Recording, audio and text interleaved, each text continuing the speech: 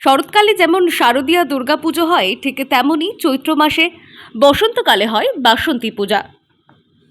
বর্তমানে শারদীয়া দুর্গাপুজোর কাছে জৌলুস হারালেও বাসন্তী পুজোই হলো আদি দুর্গাপুজো। রামচন্দ্র শরৎকালে অকাল বোধন করে মা দুর্গার পুজো করার আগে দেবী দুর্গার আরাধনা হতো এই বসন্তেই। চৈত্র মাসের শুক্লপক্ষে হয় বাসন্তী পুজো। এই সময় 9 দিন ধরে চৈত্র নবরাত্রি পালন করে অবাঙালি সম্প্রদায়।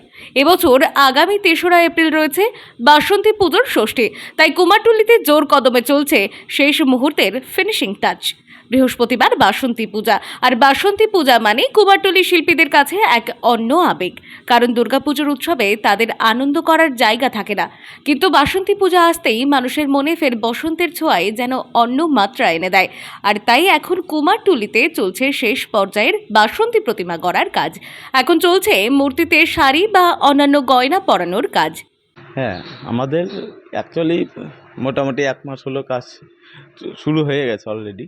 হ্যাঁ, এবার এখন থেকেই মোটামুটি সেই প্রস্তুতি, আগাম শারদীয়ারও প্রস্তুতি শুরুই হয়ে গিয়েছে আমাদের।